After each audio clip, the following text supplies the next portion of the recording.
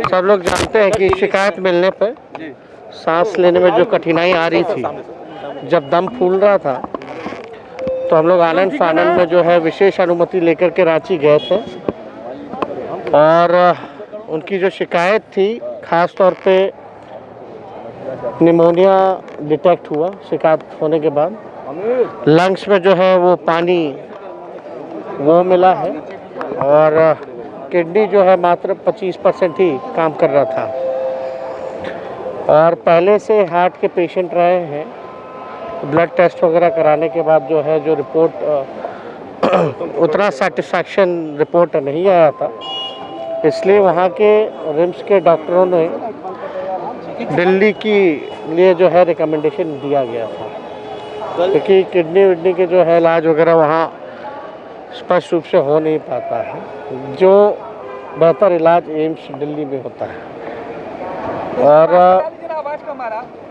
अभी जो है पूरी तरीके से जांच जो है वो चल रही है और जांच के बाद जो मेडिकेशन होता है डॉक्टर वगैरह वो देने का काम कर रहे हैं। अभी स्थिति जो है कुछ दिनों बाद ही बेहतर पता चल पाएगा, क्योंकि दवा का असर जो है वो कुछ दिन बाद दिखता है। लेकिन ये उम्र होने के बाद एक जो लॉन्ग टर्म जो प्रॉब्लम है ये तो रहेगा ही, क्योंकि हार्ट के पेशेंट रहे हैं, किडनी का फंक्शन है। अभी सबसे इम्पोर्टेंट जो है वो देखा जा रहा है कि कहीं ना कहीं से जो ब्लड क्लॉटिंग की जो समस्या आए बॉडी में, उसको प्रिवेंट किया जाए। तो अभी ये हम लोग सब लोग जो है आनंद फानन में, फिर हम लोग एयर एम्बुलेंस से हम लोग दिल्ली गए। जो दिल्ली में हुआ वायलेंस, उसको कैसे देखते हैं आप? देखिए, लगातार कई महीनों से किसान जो हैं वो आंदोलन कर रहे हैं और किसान जानते हैं कि उनका भला किसमें है। किसान जानते हैं कि उनका भला किसमें है।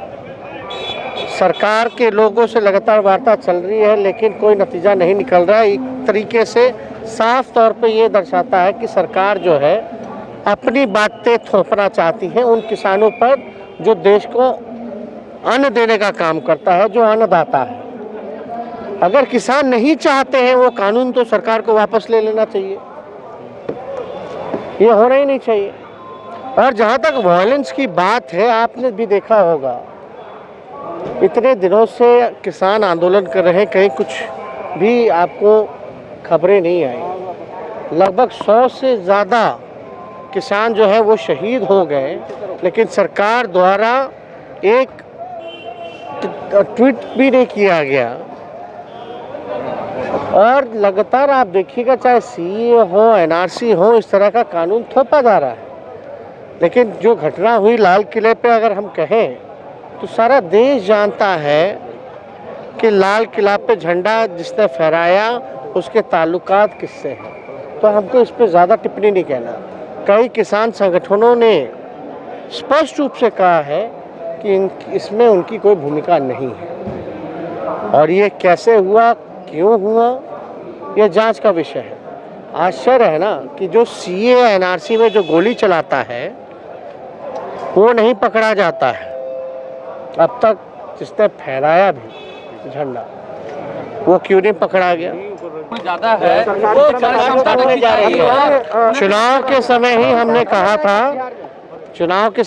कहा था, जो भी सरकारी कर्मचारी हैं या पुलिस कर्मचारी हैं, उनको जबरन जो है रिटायर करने का 50 साल के बाद जो है रिटायर कर दिया जाएगा।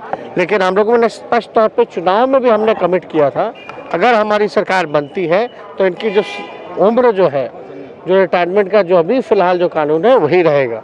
लेकिन सरकार देखिए, अब बेटे तो वो 50 साल वाले जो रिटायर्ड होंगे, उनके बच्चे क्या हैं, उनको रोजगार मिला है क्या? वो तो बेरोजगार है। बाप भी अब बेरोजगार हो जाएगा, बेटा भी बेरोजगार।